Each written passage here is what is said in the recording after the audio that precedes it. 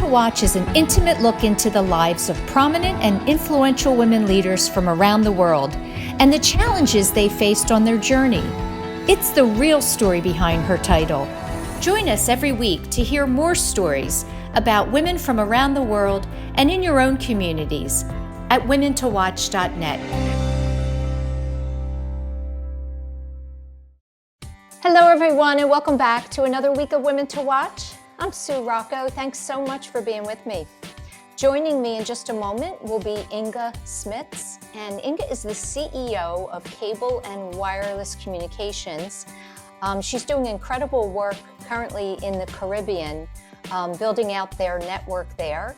And she shares with us a very personal story about her time during COVID. Really interesting and wonderful personal and professional life story. If you're a fan of the show, we have some wonderful sponsorship and advertising opportunities. If you'd like to become a part of the show, we're producing segments, short segments for our corporate partners to reach our incredibly wonderful and targeted demographics. So if you're interested, feel free to reach out to me directly at susan@womentowatch.net. And I invite you to subscribe as well to our YouTube page at W2W Media. So now I'm very honored and excited to welcome to the show, Inge Smidts. Inge, welcome to the show. Hi, Suzanne. How are you? I'm doing wonderful. It's great to have you joining us from beautiful Miami. There goes a plane in the back. Yeah. Are you near the airport? Yeah, we're like really literally next to the airport. So we see all the planes landing here in Miami. Oh, that's neat. That's neat. Yeah. Well, listen, I have never been to Belgium, and Belgium is where you were born and raised. And I'd love for you to just talk a little bit about the community there, perhaps the small town that you grew up in prior to coming to the U.S. Belgium is a small country, a very complex country, because we have what we call the Dutch side of Belgium and the French side of Belgium, albeit we're small. And then even we have a German part, so we are really in the middle of everything. So quite dense country with the European Union, which is there, the NATO, which is there. So that's a little bit. So that's where Belgium is situated between all these big countries. With a little small country. And I grew up in a little town which is called Zoersel, which is very close to Antwerp, which is one of the bigger cities. It's not the capital of Belgium. The capital of Belgium is Brussels. But I grew up in Antwerp, which is the second biggest, let's say, city in Belgium. And in the outer, like in a small village called Zoersel. So I grew up in the countryside. Yeah, so that's I went to school there, bike to school when I was young, and when I grew up, it was I went to the University of Antwerp, so studied in Antwerp, and then started to go around in the world, and I think that gave me appetite. And so when 6 years ago my current boss Balaner asked me to move to Miami, the whole family said, "Let's go." Oh, the whole family. Yeah, we did it one by one. He was first was actually my husband I said no. My husband said, "Oh, we're gonna do this," and then we went. We have 3 kids. We went one by one. We started with our son, and he said no. But then after 2 weeks, he said, maybe this is a good idea. So why not? And then from our son, we went to our middle daughter, and then it was actually our son who convinced our middle daughter, and then our little daughter just had to come with us. So that's how we did Well, it. I'm sure for young kids, it's kind of an adventure. And I know when you were young, we're both middle children. And I was curious if you felt that kind of, I'm not the firstborn. Firstborn gets a lot of attention, and I'm not the baby. So where am I in this mix of the 3? Did you feel that? Yeah, as a middle child, you're always somewhere. Yeah, I think as the older you have to pave the way, as the younger you run the way, and then in the middle you always have to you like take a bit of the above and take a bit of below, and then absolutely. Yeah, absolutely. I love when you describe your upbringing. You told me it was just really a warm and loving and safe community, and your mother was at home raising Yeah. the children, and dad was going to work. Um, One of the things that stuck with me was when you said to me, one thing that when I think about my life and look back, a trigger for me is when somebody tells me that I can't do something. And I love that. And of course, that makes you want to do it. Yeah. Do you Yeah. still carry that as an adult? Yeah, I think so. In certain things, yes, I try to also measure myself into it, because you can go very far into it if you want. It's more with big things. For me, it happened the first time when I was younger, and I had to go to what they would call here middle school, and then they told me I had to choose a direction of study, and they had, let's say, they give you advice. And they told me, you're good for the lower end of the advice. You have to go and do that. And then my parents told me, like, we think you can do like much more than that, so why don't you go and try it? And then I think ever since that moment, when people tell me on the more bigger things you can't do it, and I'm like, well, let's see, we're gonna see whether you're not gonna do this. So I think it's been a common thread now of when on the bigger things you can't do this, then albeit some things also scare me. So it's not that I think I can do everything. On the contrary, it's a very big balance between thinking you can't do it and then having that energy to say, now I'm going to show. I have a huge doubt factor, but when somebody else tells me you can't do it, which I doubt, let's say the which I doubt the person who says it to me, then I go like, okay, now I'm not sure I can do it. Yeah. So you want to prove them wrong, right? Yeah, you want to prove them wrong. So it's been, Yeah. so that was very young and it was actually my parents who pushed me, and that, it's been there for, it came back a few times, because in my studies, I wasn't the best like at school. I was like more in the lower end of the class. And so it happened when I went to middle school, and then it went high school, it was exactly the same. And then when I went to university, they also give all these recommendations like, oh, no, she can't do it. And every single time my parents are like, just try it. We'll see what happens. I love that they supported you, so that they were telling you you can strive for much more. Yeah, absolutely. Yeah, absolutely. Yeah. And tell me, what did you study at university? I did applied economics and sciences. So that's the first thing I did. And then that was 4 years. And then I didn't want to start working. And I did my last year of university actually in Florida, in the University of Florida in Gainesville. And it was always nice weather. So I decided that I wanted to do an extra year. And then I went to France, to Aix-en-Provence. And I did a DOSS, which is the same more or less as an MBA in marketing in French. Okay. So, one of the things I want to kind of work through in the interview is how you worked in marketing for, what was the company? Liberty Global and Procter and Gamble in the marketing arena. And here you sit as the CEO of, a major communications company. Did that opportunity come when you came to Miami in 2018? Yeah, what I do today is linked to the move to Miami. Yeah, so I've been doing it now for almost 6 years. We came in January 2018, and I'm now almost end of, so it's been 6 years as the CEO of Cable Wireless here, which actually heads up the Caribbean. You see if I go like this, you see the map of the Caribbean. Where your focus is today. Yeah, that's my focus today. So all the Caribbean markets where we do telecommunications. Yeah. Yeah. Listen, we're going to take a quick break. And when we come back, I want to talk about a very impactful time for you during COVID. Stay with us as we go into our first break, and we'll be back with Inge Smidts, the CEO of Cable and Wireless Communications. We'll be right back. Hi, my name is Christy McCaffrey. I'm the founder and owner of Be the Good Media, and I'm here to share some good news with you. Today, I wanted to share with you about a woman who is truly doing meaningful and impact-driven work in her community. Her name is Corinne O'Connell. Corinne is the CEO of Habitat for Humanity Philadelphia. And as CEO, Corinne and her team work to make sure that every person in our city has a decent place to live.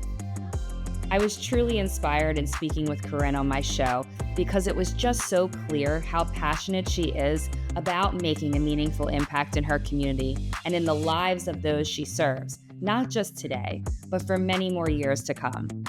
You can hear more of my conversation with Corinne at bethegoodmedia.com, and there you will also learn more about how Be the Good Media helps to amplify impact-driven missions and causes. Again, I'm Christy McCaffrey. Stay tuned here on Women to Watch Media for more good news.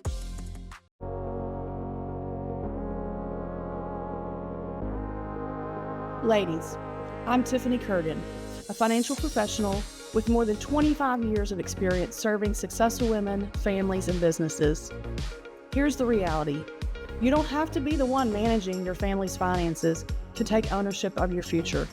But if you want true confidence about how everything is going to play out, you do have to take part in the process.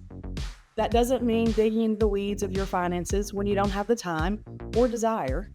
It means elevating your awareness of your own circumstances. It means having the bigger conversations so you're empowered when you need to be. Let's bring confidence to your family's future without overwhelming your time. Call my cell at 903-520-2709. That's 903-520-2709, or visit Johnson Financial Group on our website, www.jfg.cc. Not .com, www.jfg.cc.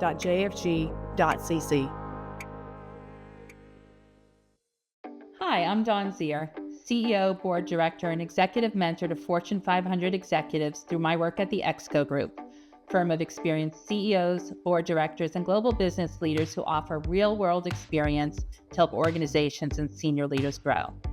Today on Leadership Watch, we're going to talk about being in the driver's seat of your career. No matter what stage you're at in your career, you need to grasp that you are in the driver's seat. Understanding from day one that you and you alone are responsible for your career is critical. After all, why would you hand your career over to someone else to manage? There's no one as vested in yourself as you. And the ugly truth is that most managers are focused on execution rather than team development. So how can you ensure that your career stays on track? First, make sure you have a clear set of agreed upon goals that are measurable, and if priorities shift, rewrite them with buy-in. 2, if you see something that can be improved upon or automated, don't wait to be asked, just do it. This is good advice for tech-savvy millennials and Gen Zs who can help lead the way with AI. 3, don't insulate yourself. Get to know other parts of the organization and network both internally and externally. Feel free to drive outside of your lane. And 4, while your career is yours to own, don't go it alone. Identify sponsors and mentors. Also, it's important to make self-reflection and self-assessment a habit. Think through where you want to be 5 years from now and create a roadmap for yourself. Does your current path get you there? Are you passionate about what you're doing? Do you feel challenged? Are you learning? Do you feel respected? And importantly, are you a cultural fit? And is the company a cultural fit for you? If you answer negative to any of these questions, it's likely time for some course correcting. Please follow me on LinkedIn at Dawn Zier. And if you're a senior executive looking to grow in your career, check out excoleadership.com to learn more. Welcome back to the show. I'm joined this week by Inge Smidts, and Inge is the CEO of Cable and Wireless Communications. And Inge, I always, love for my guests to talk about, moments in their life that were challenging and perhaps have impacted their leadership traits and styles today. And first of all, COVID was a global pandemic, so it was an incredibly scary and difficult time for all of us. But at the same time, you had 3 major personal challenges. One, a sister-in-law who sadly passed away, another sister-in-law diagnosed with cancer, and your daughter developed an eating disorder. And that in itself is a huge emotional distraction. One of the things you shared with me is kind of how you've been processing that moving forward and kind of the why of that. And I wonder where you sit with that today. Yeah. Um, yeah, so when people tell me, COVID was difficult, I always go like, well, it was probably the easier part for us as a family, and then in the broad sense of the world, the family, because we were going through all these things, and it was like all crunched into one moment in our lives, and it touched so many people. It touched my entire family, both from both sides. We were, we're very, very close as a family. And I think what we've learned from it, and I would say we're still processing, because it's 3 years ago, but these type of things, really deeply touch you, and it's a journey of life, how you get through it. I think it learned me a few things. First of all, when we were going through it as a family, and as let's say as individuals, because it's funny, everybody goes through it as an individual and then as a family, so it's a combination of, and everybody does it in a different way. So it's how do you respect each other going through those moments, I think, is one very big one. The other piece that helped us a lot is we went very deep into understanding what resilience really means in these type of moments. Like, and there was one thing that myself and my brother, who lost his wife, were saying at one evening. We found a TED talk of let's say I think she's a doctor in resilience, and she also lost her daughter in a very severe accident, and she talked about resilience, and she talked about you have to do 3 things in your life when you really want to be resilient. Number 1, you have to be very aware that when something bad happens to you, it doesn't happen to you. We live in a world where people always want to see the nice Instagrams, everything seems to be perfect, but that's not what the real world is. The real world is, unfortunately, sad things happen, not bad things. Sad things happen in the world. That's the world as it is. So she talks about you have to accept that it doesn't happen to you. It's just part of life. So you have to be really looking at it as part of life. So that's the first thing she said. And then the second thing she said was, even if very sad things happen to you, you have to try to tune into the good. That always stayed with me, in the sense of, even when, like, if, for example, my sister-in-law passed away, but I knew she helped more than 50 people.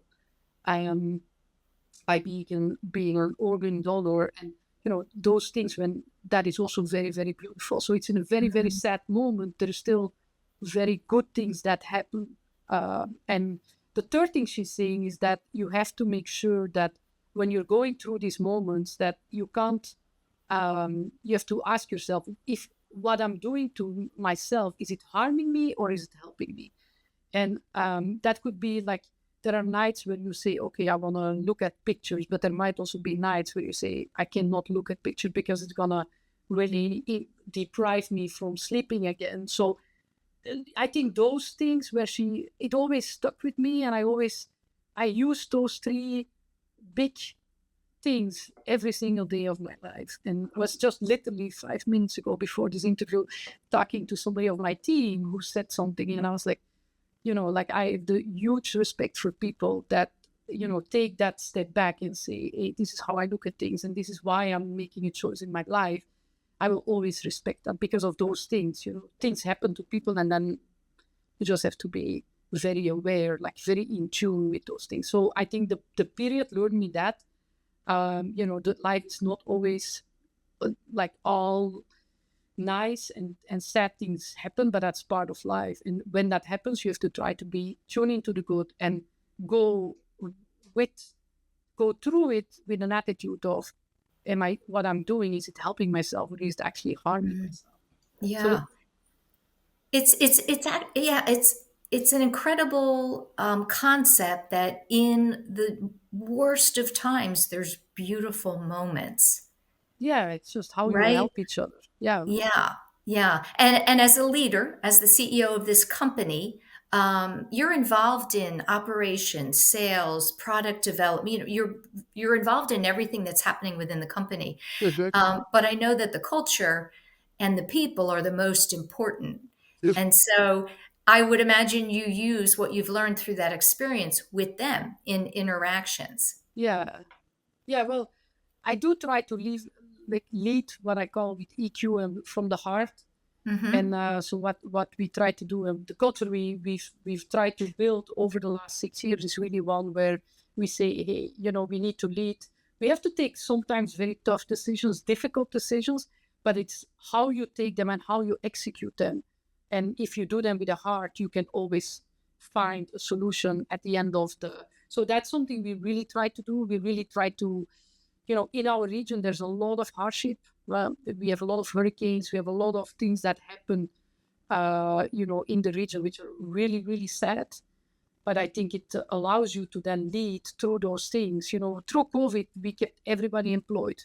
When a hurricane happens, that's the first thing we do. We fly out and we're going to help everybody. And, before I came, when a hurricane happened, the first question would be, are our networks up?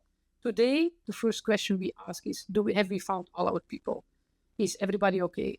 Is everybody? So I think, a lot of what we can do, no matter where we sit, because you can do that as a CEO, but you can also do that as your entire executive team. And actually every single person in the company can help to drive that people first type of mindset. Yeah.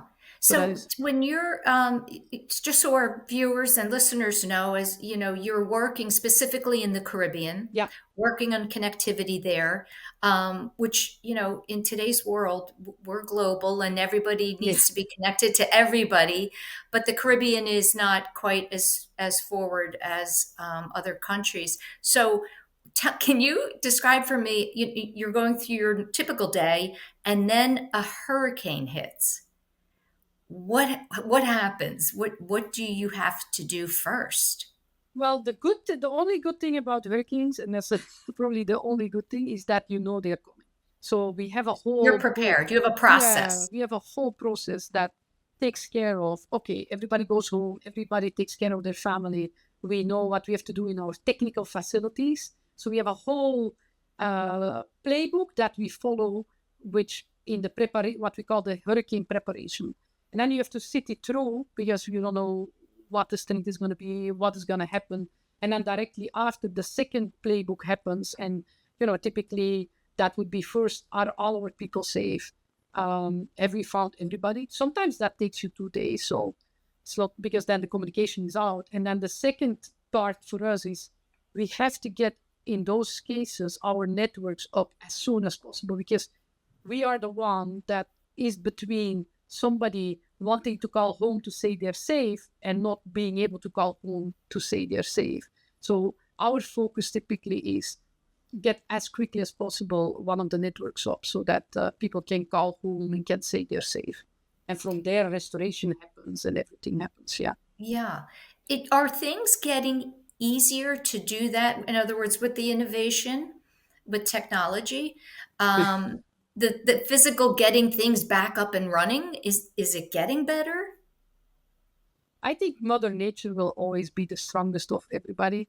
And Yeah, so no matter our, how prepared we are, yeah, no right? matter how, because there's so Yeah. many things that I think we forget. That even during COVID, we forgot that, we find it like just normal, like water, that we have connectivity and that, we have the bandwidth, but it is not like networks are actually a very, very sensitive and very difficult type of technology to maintain and to make sure that it works. And so, depending on how Mother Nature hits an island or a country, it really depends on how fast can you. And there's not a lot you can do about it. You can, it's like it just all depends on luck and yeah, not a Yeah. lot. And being prepared, right? Being Yeah, being as prepared. prepared as you can. Yeah, yeah. And Yes. trying to make your infrastructure. But we have quite hurricane-proof infrastructure, but still, that's like homes. You also build them, at least here in Miami, you build them to be hurricane-proof, but then the hurricane comes, it doesn't appear to be totally hurricane-proof. So One of the things you speak about, Inga, is the lack of gender diversity within the cybersecurity field, which certainly overlaps with the work that you're doing. My first question is, if I were to ask you, why is that important?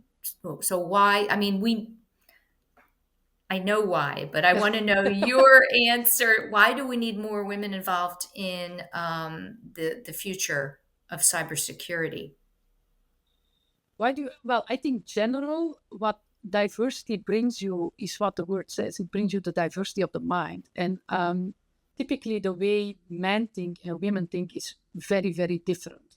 And I think if you can combine those elements of how, let's say, a man thinks and a woman think, you get the better of both. Don't get 1+1 is 2, but you get 1+1 is 4, 5, 6, if you do it really well. And really understanding how I think there's merit in absolutely both, and that's where you have to try to see how can I make sure that I have a diverse team.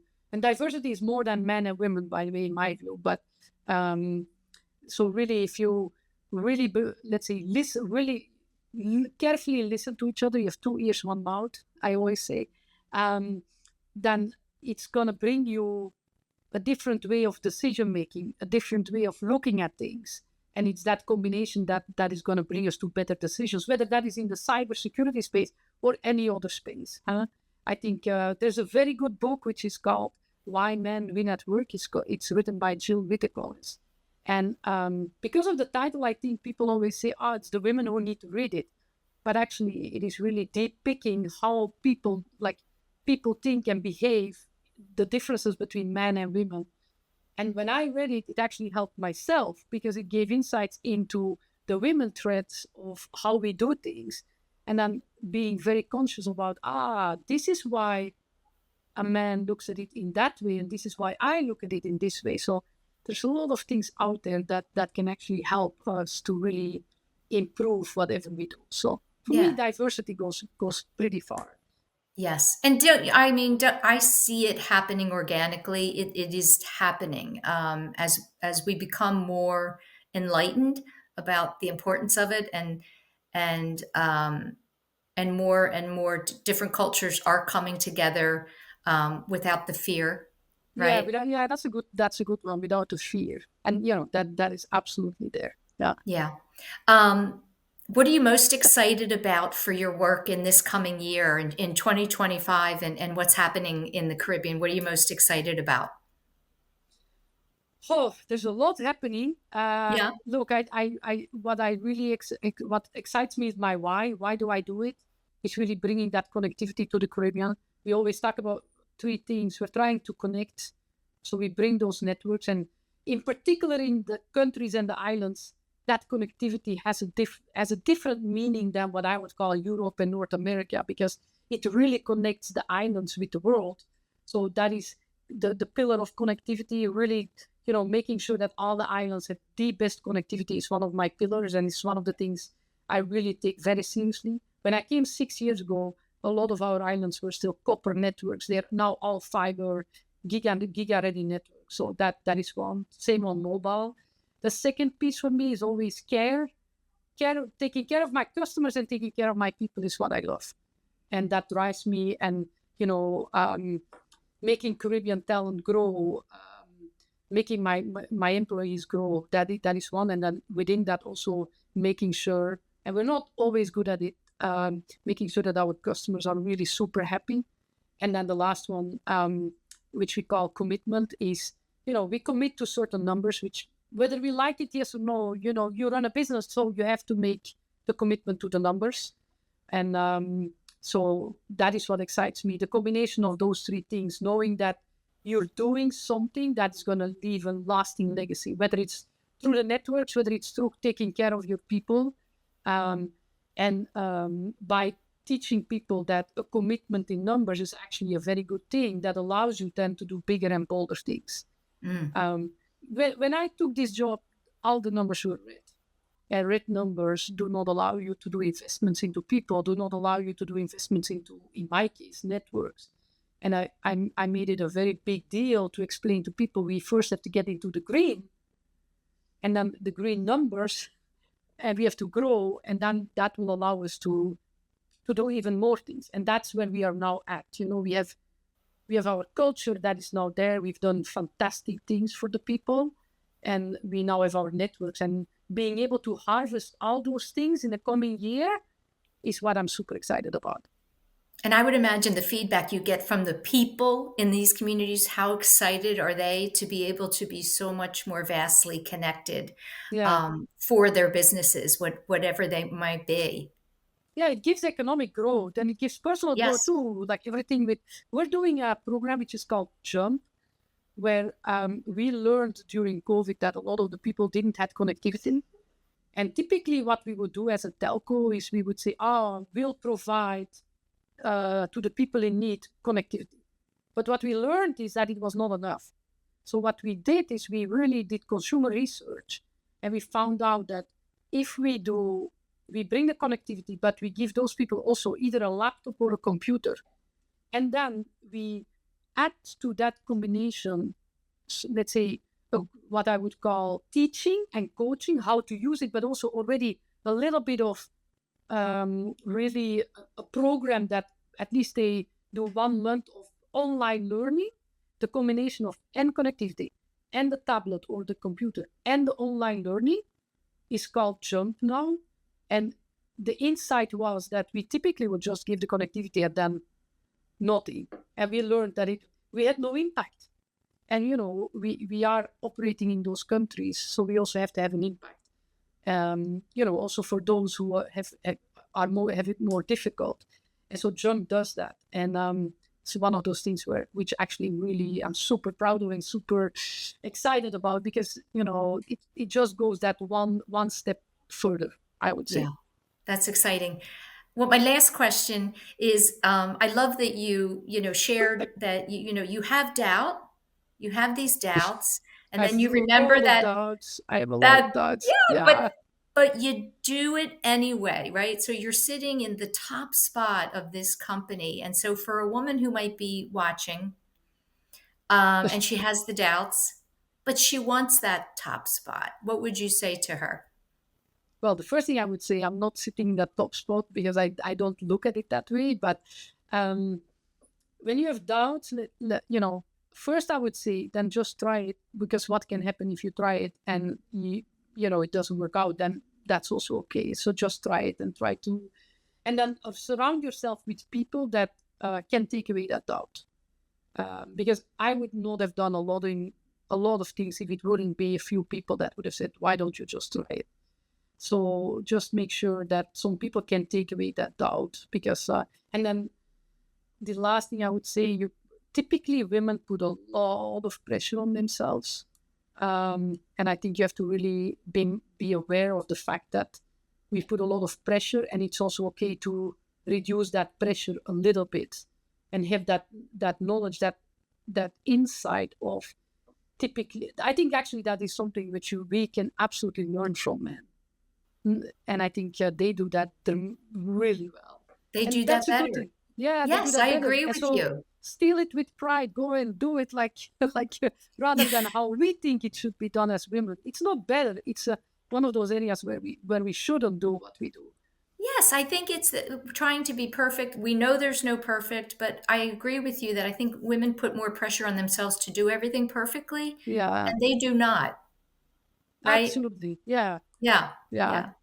Well, listen, I am so grateful that you took time out of your busy day to be with us and share your story. And I wish you such success with the work that you're doing. And I hope you'll Thank you stay in very touch. much. Yeah, absolutely. Thank you for allowing me to do it. Yeah. It's always nice, and it's been super nice talking to you. Thank you very you. much. Thank you. Thank you, Inge. We're going to go into our last break, and I'll be back to close out the show. Children's Hospital of Philadelphia has long been ranked as one of the best children's hospitals in the country. In our Women to Watch at CHOP series, we'll meet the women working to preserve this best-in-class pediatric innovation. Let's meet Executive Vice President and Chief Financial Officer, Sophia Holder. Sophia, just take a minute to kind of introduce yourself to our guests. Tell them a little bit about where you came from and how you ended up in this role. Yes, and thank you, Susan, for just the amazing work that you do to inspire women leadership. I would still call myself as new to CHOP. Started just over 3 years ago, and I'm honestly in my dream job in an organization that is focused on delivering and innovating care for children. And so it's hard not to find joy in that space. My career in healthcare spans many years, starting in the adult side and now on the pediatric side. And I'm just really thrilled to be with you today. What advice would you have for our listeners and our viewers listening to you today?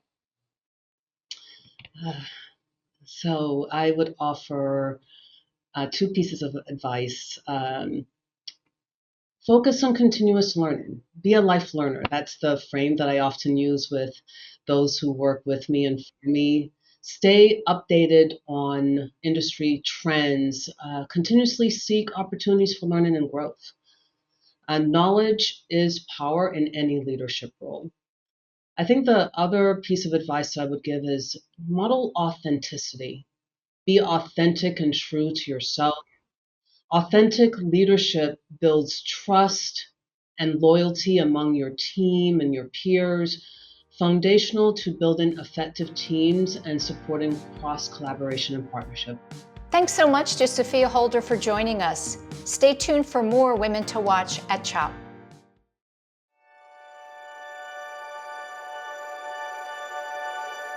We are CHOP, and we can't wait to show you around. We're the nation's first children's hospital. Now, a care network with more than 50 locations that continues to expand. 3 state-of-the-art research buildings with 1.5 million square feet of space. We have grown from 12 beds 165 years ago to nearly 600 beds and one of the best children's hospitals in the world. We have a level 1 trauma center, 11 floors of patient units, more than 20 operating rooms, first of its kind delivery unit for babies with birth defects, a separate cardiac operative and catheterization suite, and places to learn, like our internationally recognized simulation center. We have trained generations of leaders in the field of pediatrics. We are world leaders in medicine, surgery, and science. One of the top recipients in NIH funding for pediatric research. In this building, pioneers in CAR T therapy, mitochondrial disease, brain tumors, hyperinsulinism, and other rare diseases. Here, groundbreaking work in fetal surgery, genetics and genomics, and neurology. In our newest building, leaders in social determinants of health, clinical informatics and epidemiology, autism, trauma and injury prevention. Our patients come from every state and 115 countries.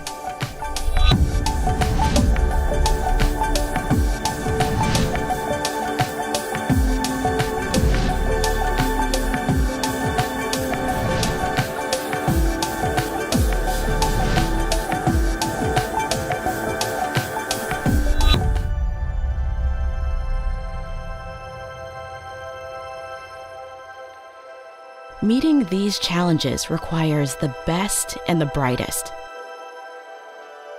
We are passionate about pediatrics. We are motivated to make a difference in the world and in our community. We are a team. We are CHOP.